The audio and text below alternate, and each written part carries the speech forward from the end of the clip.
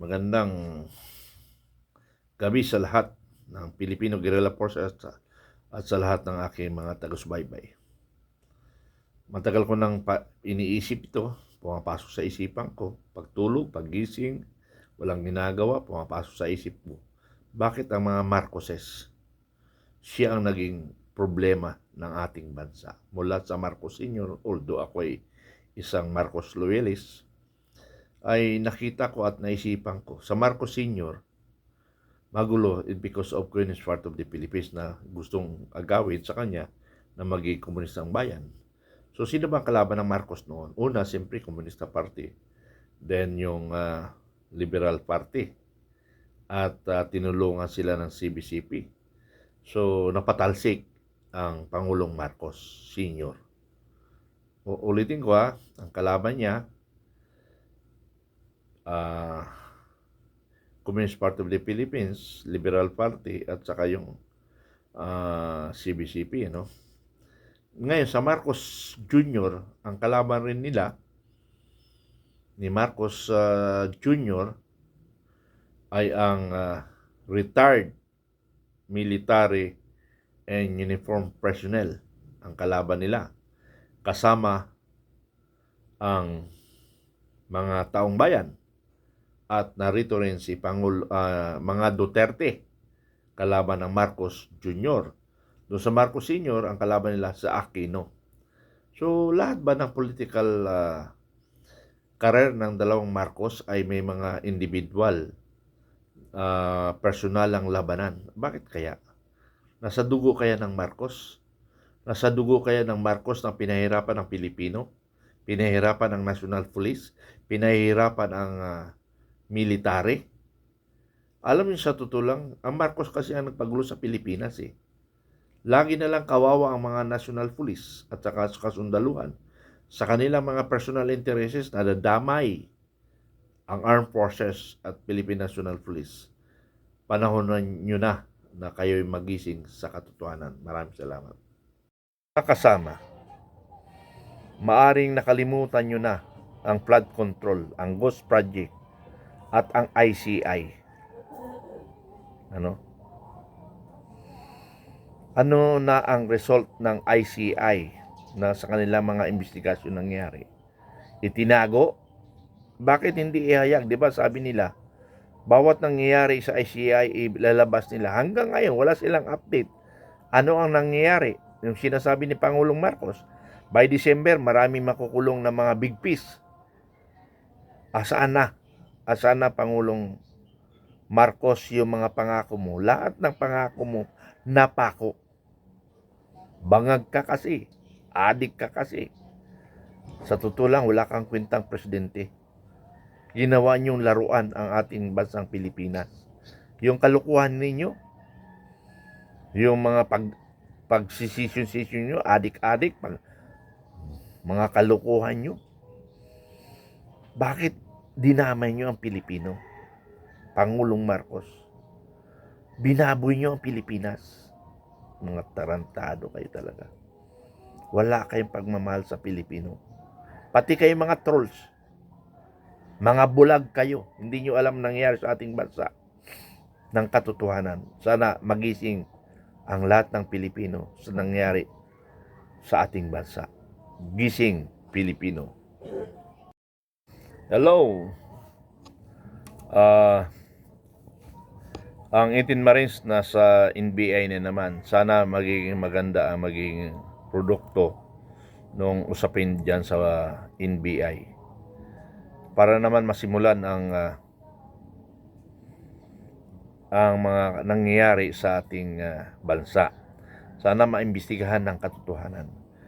Kaya humihiling ako sa lahat ng Pilipino na subaybayan natin itong nangyayari sa ating bansa. Kasi pag hindi tayo nagsubaybay, sinisigurado ko na ang bansa natin ay mapupunta sa wala. Maghihirap ang ating bansa. Kaya kailangan natin kumilos. Para sa akin nga, hindi election ang solusyon. Ang solusyon ay reboot the government.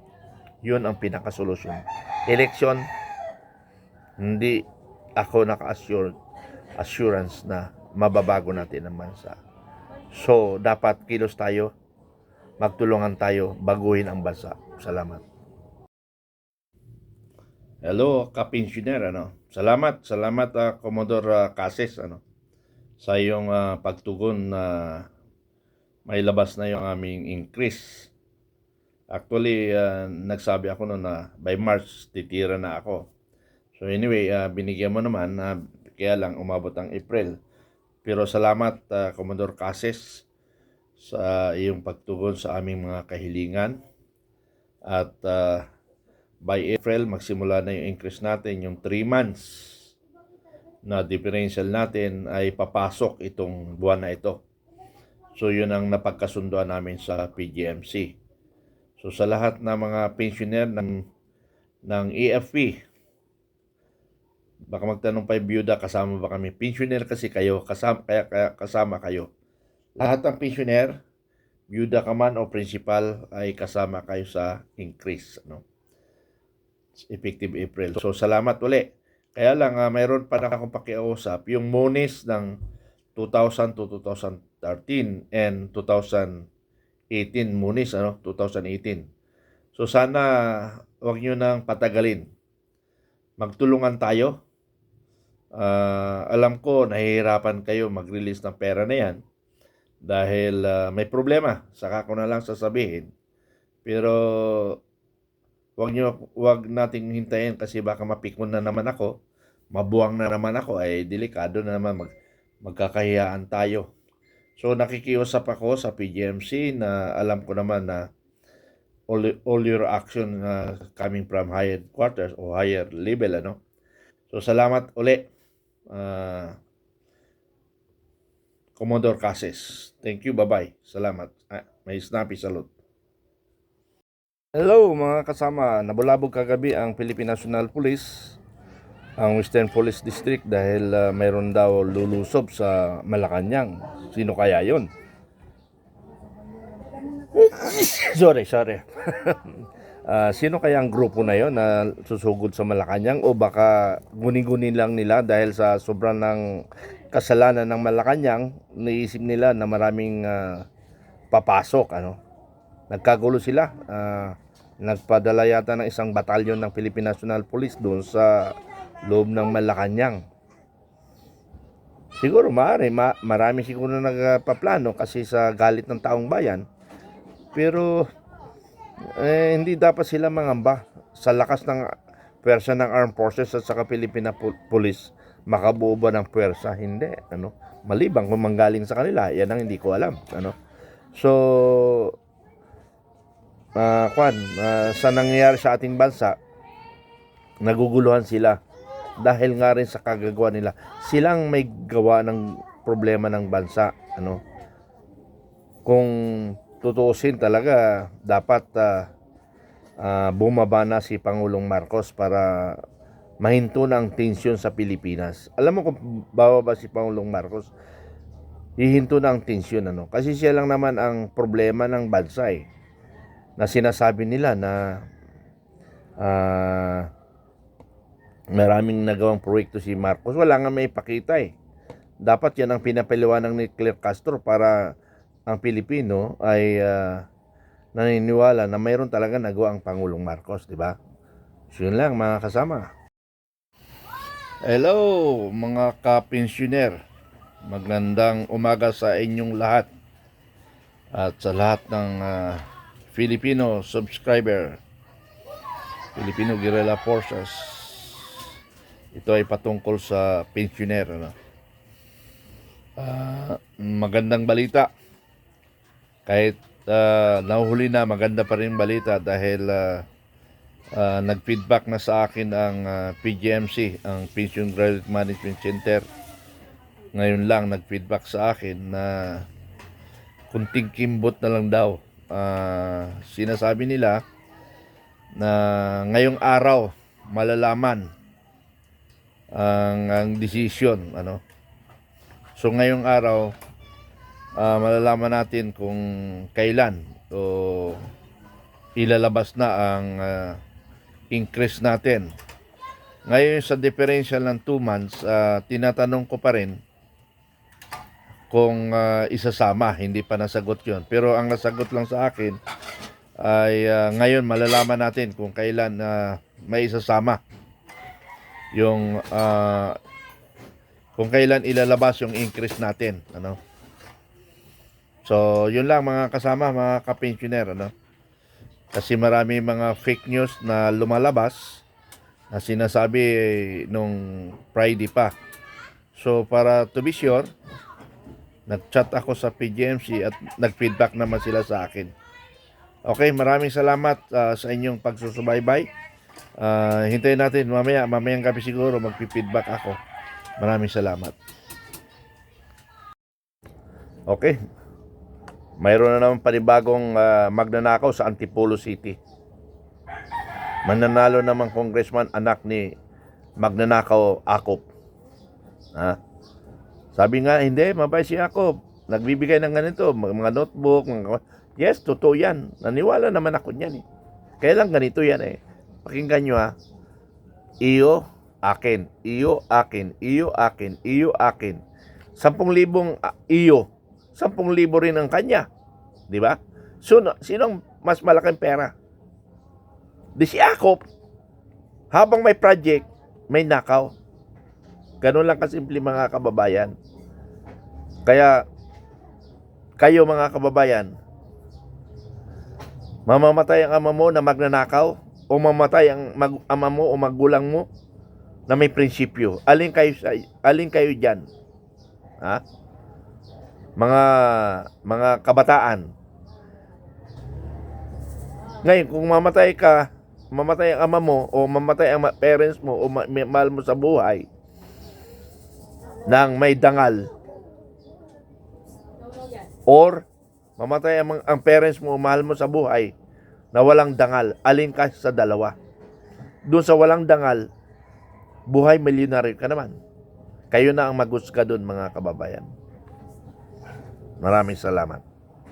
Okay, may issue ngayon na sinasabi nila 18 Marines na inimbestigahan nila na ang nasa likod ay DDS. Ngayon ang pinapalabas na naman nila PGMA. Ano bang totoo? Ano bang gusto niyo malaman, yung kung sino ang nagpumilit doon sa 18 Marines o yung mga sinasabi nila na binigyan ng malita-malita? Alin ba ang focus niyo, tibag? Ha? Tibagin kita eh. Ha? NBI director matibag. Ano bang gusto niyo mangyari? Alamin niyo kung sino nagtulak sa 18 Marines o alamin niyo kung sino what I mean, ipatawag nyo ba yung mga na-involved na pangalan? Saan ba tayo? Sa magnanakaw? O sa lumalaban sa magnanakaw? Matibag. Sumagot ka, matibag. Napakatanga mo. Cross-examine ka lang nito Pasio, hindi mo na alam ang isagot. Pero nung binulungan ka, nung nagbabantay yata sa'yo, sabi mo, patawag natin para matapos na. O, di, pag alis nung nagbulong, ipatawag natin. Gago. Wala kang prinsipyo. Walang niyaka. Hello, magandang araw at gabi sa lahat ng Filipino Guerrilla Forces, United People's Initiative, Vanguard of Democracy, sa lahat ng subscriber, followers, and supporters. Ang pag-usapan natin ay patungkol sa Marcos, ano? Alam niyo mga kaibigan, naisip ko ngayon, hindi mawala sa isip ko yung ginagawa ng ating Pangulong Marcos. Parang wala na talaga sa direction. Hindi mo na nakikita na kung mayroon bang pagmamahal sa bayan. At iniisip ko ngayon, si Pangulong Marcos ay hindi niya naisip ang kapakanan ng Pilipinas ngayon. Ang iniisip niya ngayon, paano siya makasurvive hanggang 2028 paano niya malikom ang pera ng taong bayan at paano niya ma-counter yung nangyari sa kanila noon na para bagang pinaghihigantihan niya ang Pilipino ayon sa aking pag-uobserba. Sa Marcos noon, sa mga hindi nakakaalam at hindi nakaabot, sa Marcos noon, ang talagang kaaway niya ay mga makakaliwa, komunista, kasama na ang Liberal Party na pinagtulungan. Noon pinagtulungan sila ng mga higanting politician. Halos nag-iisa lang si Pangulong Marcos Sr. na lumalaban. Ang kanya mga nagsusuporta ay maliliit lamang. Mamaya ibabaliktad natin ang sitwasyon. Kinaya ni Marcos dahil nakasuporta sa kanya ang maraming Pilipino at nakasuporta pa rin ang armed forces. So, ganito yan mga kasama. Dahil hindi ko rin masabi nang dahil sa komunista o nang dahil sa mabigat ng rivalry nila ni Aquino.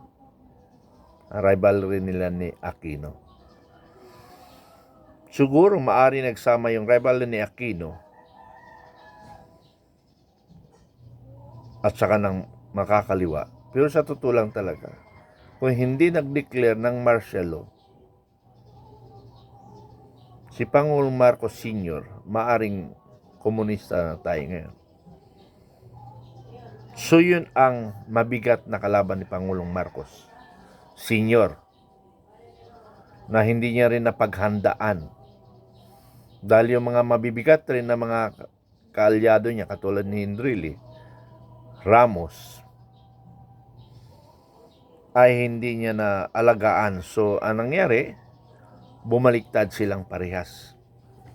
So doon natuluyan mawala dahil isang tawag lang ni Cardinal Sin noon naglabasan ang Pilipino. So ang ibig sabihin, ang Katoliko noon sumuporta sa mga Aquino. Noon sumuporta sa Aquino. Kinalaban ang Marcos. Sa madalit salita mga kababayan, mga kaibigan ko, magtagumpay ang taong bayan. Taong bayan ba? O sila Gringo Hunasan at saka Enrile ang pasalamatan natin. Hanggang ngayon, ang issue na yan ay hindi nasasagot pa sino dapat magpasalamat, sila Gringo Hunasan o ang taong bayan o sila Aquino o mga Liberal Party. Hanggang ngayon, yan ang issue.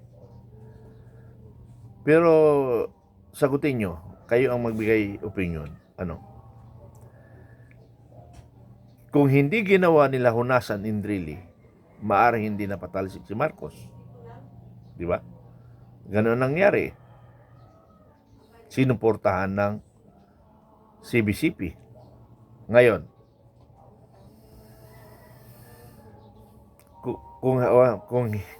kung hindi sinimulan ng Enrile at saka Hunasan, o hindi mangyayari. Pero kung hindi rin sumuporta ang taong bayan, kulong si Enrile Ramos at Hunasan. So, parang kung yan manok at saka itlog Sino nauna, yung manok o itlog? So, umiikot lang. So, binigay ko ng opinion ko. Ngayon, sa panahon ni Marcos Jr., Ito talaga rin ang matinding problema. Magkaiba sa kanilang mag-ama. Yung ama niya may talino. Yung anak niya, noon pa man sinasabi niya na walang kapupuntahan ang Marcos Jr. Kasi walang ginawa kundi magpasaway lang sa magulang. Magpasaway lang sa society. At dinugtungan pa nga yan ni Amy Marcos. Ano ba ang nakuha natin sa Marcos Jr.? Tanungin ko kayo. Okay, doon pala sa Marcos Sr., marami tayong proyekto na nagawa ang Marcos Sr. hanggang ngayon napapakinabangan pa natin. For how many decades na yan? Okay, balik tayo kay Marcos Jr. Ano ba, pwede bang sagutin nyo o magbigay kayo opinion? Ano ba ang naitulong ng Marcos Jr. sa bayang Pilipinas? Ano ba? Wala akong nakita eh. Yung sinasabi niyang nagawa, yung pasalamat tayo sa driver's license senior, it's normal. Obligasyon nyo yun eh. At saka parang, magkano ba nagastos lang doon? 10,000. 8 trillion yung nawalan pera. Okay. Ano pa? Yung pag-increase ngayon ng men in uniform personnel, military uniform personnel, pag-increase, it's normal. Obligasyon nila yun eh. Kaya lang 5%, malayong malayo sa ikumpara lang natin sa bagong yung dating sinundan niya.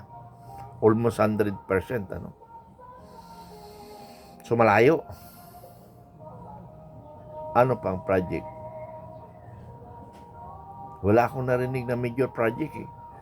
Unlike Pangulong Duterte, marami tayong major projects na nagawa. Ang nakita ko dito, major na nagawa, major corruption. Major corruption ang nagawa niya. Magulo ngayon eh, hindi maintindihan. Sino nagreklamo, siya magkakaso. So manahimik na lang tayo, hayaan na lang natin maubos ang kaba ng bayan, di ba? Parang ganun mga kaibigan. Kaya kawawang bansa natin eh. Walang ginawang maganda. Ang kainaman dito sa ginawa nila, ninakaw nilang pera, tapos sasabihin, ibibigay ayuda. Hindi dapat tayo magpapasalamat sa ayuda. Ha? Pangit ang ayuda. Kung ano pang ginawa nila dyan. Para lang binibili nila ang tao eh. Bakit hindi nila gawing trabaho? Para tuloy-tuloy. Kaya pag nag-report talaga, alisin na yung mga assistant na yan. Trabaho ang ibigay nila. Para ulad pa ang bansa. Yung ginagawa nila, na pag-ayuda-ayuda, diyan naghihirap ang bansa eh. Bakit? Sa mga hindi nakakaintindi, hindi ako kontra sa pagbibigay ayuda. Kontra lang ako sa sistemang approach. Lalo na lang natin ginagawang tamad ang Pilipino. Kaya naman pala natin magbigay. Eh bakit hindi na lang natin gawing trabaho? Para lahat magbanat buto. Okay. Yung nasa syudad na mga barangay, bigyan ng trabaho ang mga lahat ng tambay. Kahit papaano. Marami pag-aaral, bigyan trabaho. Yung kalinisan lang ng barangay. Yung tanod, dadagdagan natin ang tanod. Kasi kung bugoy sila, gawin mong tanod, medyo kahit pa paano, magiging matino sila. Di ba yun ang solusyon? Yung mga nasa mga probinsya na may mga maluluwang na lote sa barangay, okay, may lote ka, ito ang puhunan mo. Puhunan ha, hindi ayuda. Puhunan. Puhunan mo para magtanim ka, magkuhan ka. Tapos, yung produkto mo, kami rin ang bibili. Gobyerno ang bibili. So, ibig sabihin, yung produkto na yan,